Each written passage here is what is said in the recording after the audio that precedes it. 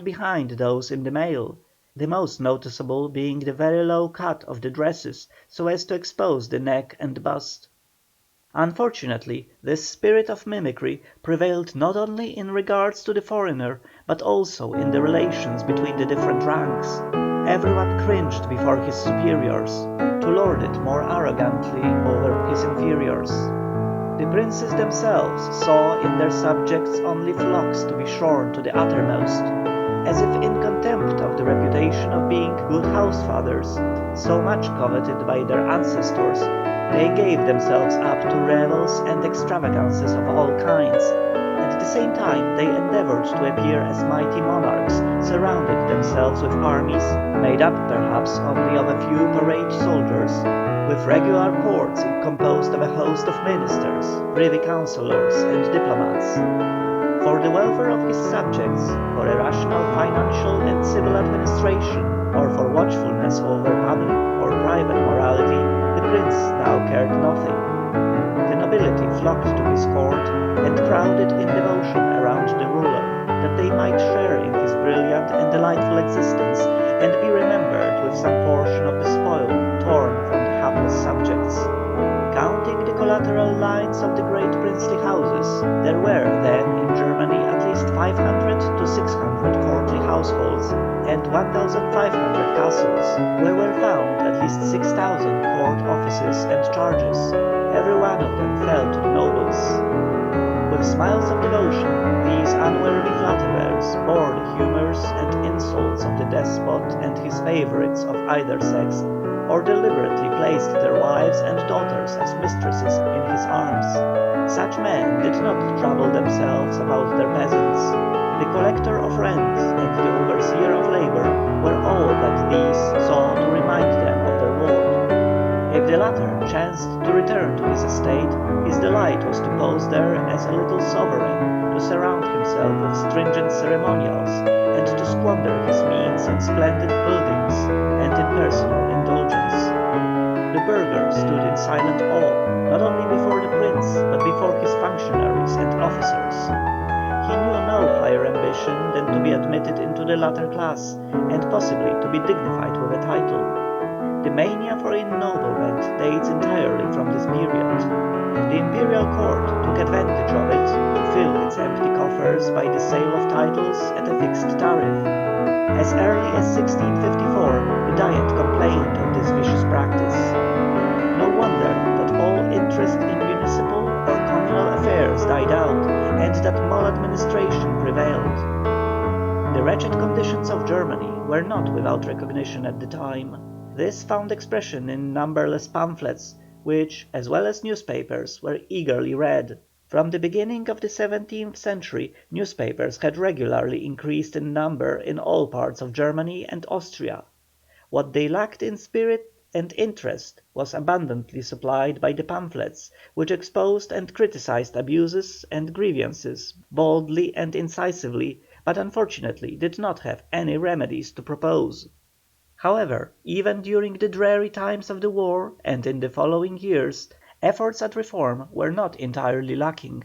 There were a few able, conscientious princes, such as Frederick William of Brandenburg, Charles Louis of the Palatinate, and Eberhard of Würtemberg, and some honest officials who thought more of the welfare of the people than of their own personal interests or the smile of the ruler, minister, or favourite.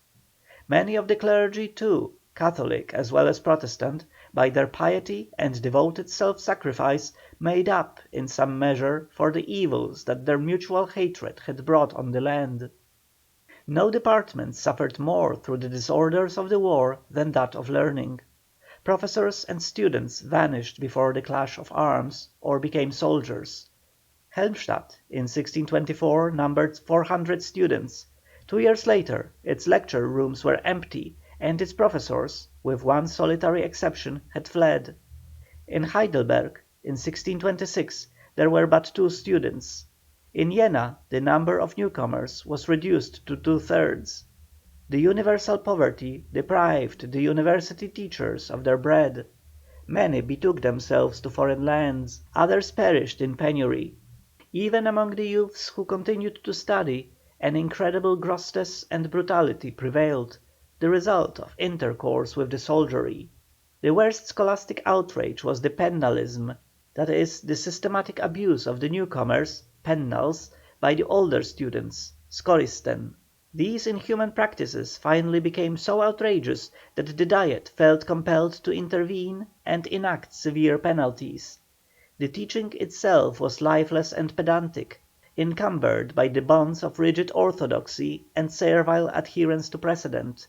The professors were the first to introduce among their students the unworthy distinction of nobles and civilians.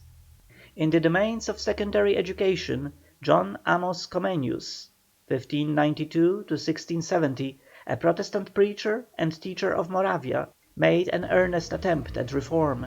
Driven from his native land by the counter-reformation, he led a wandering life in Germany, England, Sweden, Hungary, and Holland. His educational writings gained him great fame, but little gold. Unweariedly he preached a natural and God-fearing system of education as the best cure for the moral disease of the time. Up to this time, and later also, eloquence had formed the main subject of study. His foundation principle was that a knowledge of things should precede the study of works. Therefore, an acquaintance with actual objects, as those of nature, science, and art, should precede the study of dialectics and rhetoric, so that these might not be a mere wordplay without substance and meaning. It is to be regretted that the French fashion of the times and the incapacity of the teachers suffered the seed sown by Comenius to die without bearing fruit. Nor was the German love for investigation and practical invention entirely quenched by the 30 Years' War. In 1650, Otto van Guericke invented the air pump, and 4 years later he demonstrated its efficiency before the Diet of Ratisbon by the experiment of the Magdeburg hemispheres, so called from Guericke being mayor of Magdeburg. Besides this, he constructed the first manometer and electrical machine.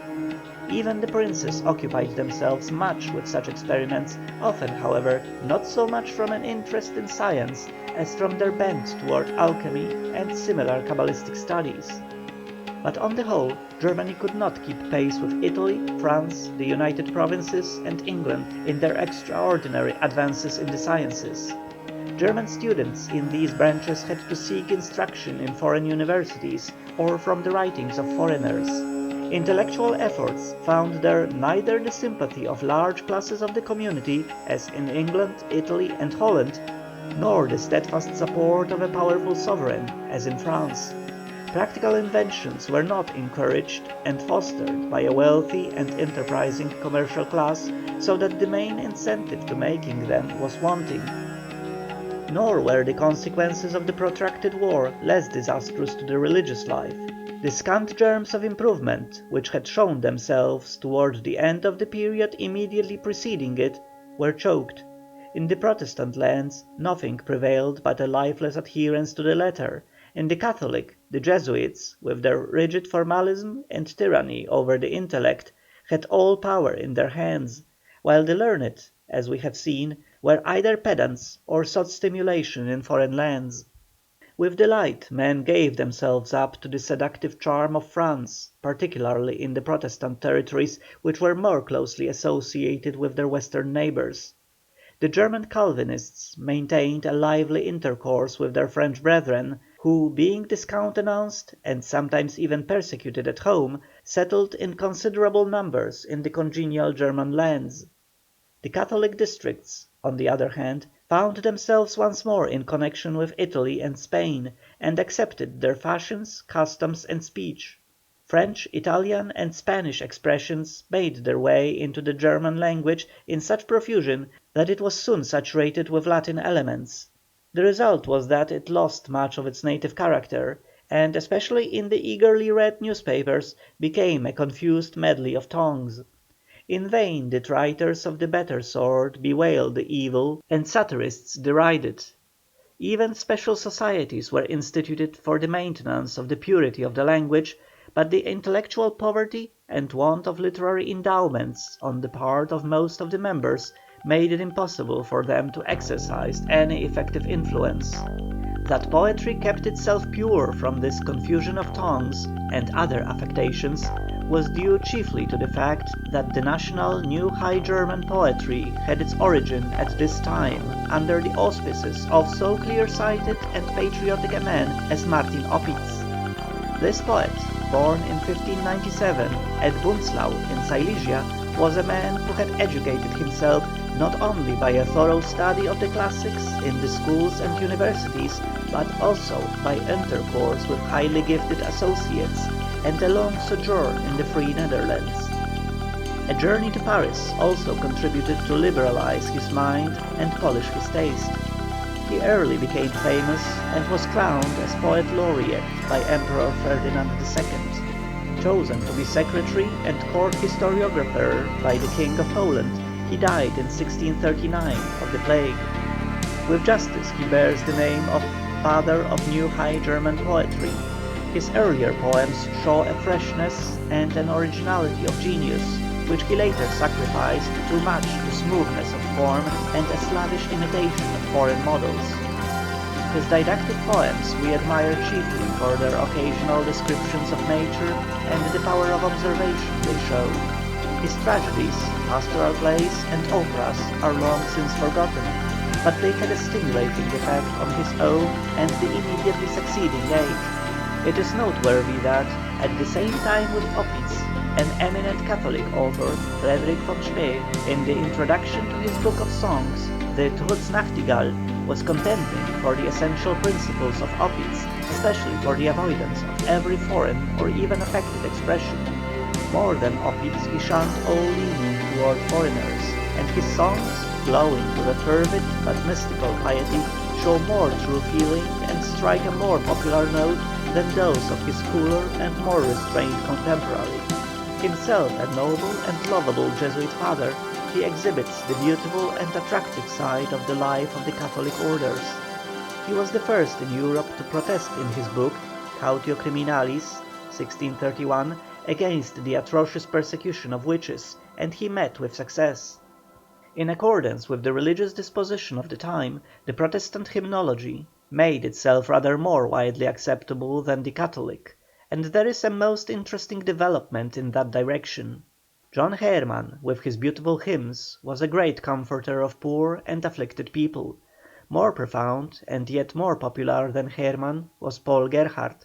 Never were the relations of the individual to his Creator more fervently and more effectively depicted than in his sacred songs, several of which have become German classics. Secular poetry found a worthy representative in the greatest poet of the time, Paul Fleming. Born in 1609 in a parsonage among the mountains which separate Saxony from Bohemia, Fleming attained in his youth a position in the diplomatic service of the Duke of Schleswig-Holstein, and took part in an embassy to Moscow. He then studied medicine in Leipzig, and settled as a physician in Hamburg, where he died in 1640. Fleming came into personal contact with Opitz, and all his life regarded him as his master, but surpassed him in genuine feeling. How sincere and warm an interest he took in the sad fate of his countrymen, and how deeply he deplored their degeneracy, are shown in his lamentation over the "changing and timidity of the present Germans." How keenly he felt for their literary fame in his poem Against the Contemners of German Poetry. If Fleming was the greatest German poetical genius of his time, Andreas Gryphius was the most versatile. Like Opitz, he was a Silesian, born in 1616, and like him made several tours abroad. Alternately a teacher and an executive officer of the respectable class, he died in his native city in 1664. A sad personal life and the afflictions of his fatherland have given a melancholy character to most of Gryphius's creations. In contrast with Opitz, Gryphius's lyrical pieces express his feelings with great truth and directness, but often with rudeness and in violation of the rules of poetical expression. His comedies are based on actual conditions and express the views of the people, but are often characterized by a rude comic power and unvarnished naturalness. Till Lessing Nothing so good as Gryphius's comedies appeared in this branch of literature. The popular bent that shows itself in Gryphius's comedies is obvious also in the satirists. The Silesian, Frederick von Logau, is without doubt the leading epigrammatic poet of Germany. Power and pungency of expression, coupled with a light, airy grace, are finely and wittily united in him. As in the case of many patriotic writers of the period, a frequent subject for his scorn is the predominance of foreign, especially of French, influence. Though poetry, thanks to the efforts of Opitz and Spee, had well maintained itself, prose had fallen to such a low level as to threaten the very existence of the language, but two prose authors kept it alive by avoiding the general bubble-like corruption, Moscherosch and Grimmelshausen. Moscherosch, an able Alsatian administrative officer and statesman, following the example of the Spanish Quevedo, lashed the errors and vices of his time in his wonderful and true visions of Philander of Zittewald. His wit, scathing as it is, always echoes the sorrows of his soul. His works were unfortunately too little adapted for the general public to become the common property of the whole nation, and this was also the case with the popular romances of Christopher von Grimmelshausen, especially his renowned Simplicissimus, the truest, most comprehensive, and at the same time the most captivating picture of contemporaneous conditions existing in German literature.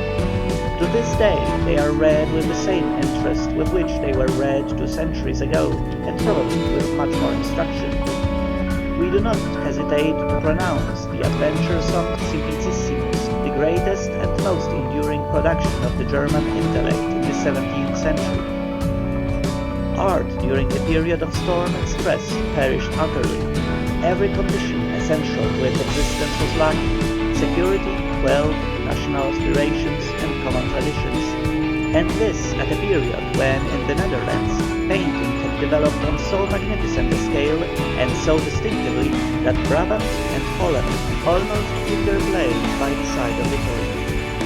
The Brabant school recognized as its founder and greatest master Peter Paul Rubens, 1577 to 1640. This illustrious and many-sided genius had freed himself from the fetters of the mannerists that were predominant at home by a personal study of the great Italian artists of the 15th century and especially of the Venetians. The Venetian gorgeousness of coloring and skill in drawing are employed by him to express exuberant strength and joy of life. Delicate natures may be repelled by an occasional obtrusive sensuousness, but his matchless massing of figures and his masterly drawing are overpowering. His works are the most beautiful embodiment of the nature of the Low Countries, with all its excellencies as well as its defects. Ecclesiastical and profane history, animals and portraits, children and landscapes, all formed subjects for his pencil and brush. Rubens's greatest disciple, Antony van Dyck, was of an entirely different nature. He had nothing of the master's superabundance of power, nor of his glowing genius, but was refined, sensitive, and without great inward force or self-reliance. At first he was a close imitator of Rubens. Then, on his visit to Italy, the Venetian masters had such an influence upon him that his productions are scarcely to be distinguished from theirs. Finally, as court painter to Charles I of England, he exhibits, in his portraits of the aristocratic court circle, wonderful delicacy of conception, touch, and colour. In descriptive pictures he shows a preference for subjects from the New Testament, which he treated with great feeling.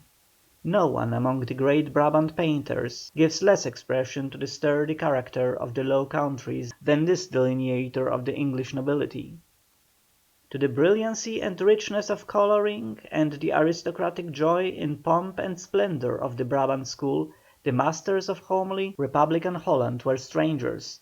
But in common with it, they had a keen feeling for what is real, they identified themselves affectionately with nature, they possessed a faculty for vigorous execution and accurate study of details. In these Protestant lands, which broke with church traditions, art began with simple portraiture and landscapes. In these two branches, Van der Helst and especially Frank Hals, distinguished themselves by likenesses characterized by breadth and boldness of touch. Franz Snyders, with power and talent, depicts hunting and battle scenes. John Van Hoyen founded, in a simple and pleasing way, the landscape school, where the favorite scenes are the wide-spreading, well-watered plains of his fatherland. In these subjects he was followed by his scholars. And then came the master, Rembrandt van Rijn, 1607 to 1669, who combined in himself all the tendencies of his predecessors and carried them higher and farther. Rembrandt began by slavishly copying his models, without advancing from them to nobler and more beautiful forms. But his genius soon asserted itself, and while he always took nature as his teacher, he strove to idealize her and to bring out the living principle concealed in her. Wonderful are his light effects, sometimes clear and dazzling, sometimes in soft chiaroscuro. The great painter knew how to inspire even the most trifling objects with life. Like Rubens, he was many-sided in the subjects of his art, but he had no taste for mythology and treated it only from a coarse, comic point of view. Rembrandt belonged to that class of geniuses who are so supremely original that they leave no disciples. But the Dutch school continued to develop independently, particularly in landscape painting. In this the tone was given by Jacob Ruysdael, 1625 to 1682, an artist of the first rank. Nature worked on his spirit with a deep and often passionate effect, and yet his creations show a subtle knowledge of the laws of perspective and correct and delicate drawing. A spirit of melancholy seems to pervade the unique creations of this great painter-poet, who writes elegies upon canvas. A pure creation of the Netherlands is the modern school of genre painting, which has never been equalled, either in freshness and originality of conception, or in delicacy of execution. The founder of the school was Peter Bleughel, who lived at the end of the 16th century. In the hands of the younger Bleughel and the elder David Teniers, it threatened to take a fantastic and extravagant turn, often verging on the absurd. The younger David Teniers, 1610 to 1690, restored it to its proper domain. He is indeed the true creator of the low-life genre painting of the Dutch school. He elevates the most vulgar subjects by his fine sense of humour, his masterly colouring, and dexterous light effects, and infuses a spirit of poetry into the most ordinary events of everyday life. Gerard Terburg, 1608 to 1681, was the gifted painter of the life of the higher classes, whom he shows in all their splendour and dignity, the stately, richly bedecked gentlemen, and the dames rustling in white silken robes and flashing with costly jewellery. Terburg, the first of this school, was also the best. Next to him ranks the somewhat younger Gerard Dow, and the two were the predecessors of a long series of workers in the same field. What a wonderful race was this little people of the Netherlands! The same generation that produced numerous painters of the first and second rank brought Dutch literature to its highest stage of perfection, a stage never again to be reached. Amsterdam was at this time the literary centre, where Hooft, Vondel and Huygens worked together. Peter Hooft, 1581 to 1647, a scion of an illustrious patrician family, had cultivated his taste by many long foreign tours. His object was to combine the charm of Italian expression with the northern richness of thought. Thus he was the father of Dutch prose and poetry. It must, however, be acknowledged that in the latter field he showed less originality than he did as historian of his country. Joost van den Vondel, 1587 to 1679, justly enjoys the fame of being the first lyric poet of Holland, while as a dramatist he became a mere imitator of French models. Finally, Constantin Huygens, father of the renewed physicist, distinguished himself as an historian, but his poems had sunk into oblivion. More popular was Jacob Cats, 1577 to 1660, a Zeelander who plays an important part in the public affairs of the United Netherlands. His writings, spoken of as the Book of Father Cats, held their place, along with the Bible, for centuries in the Dutch and Flemish homes.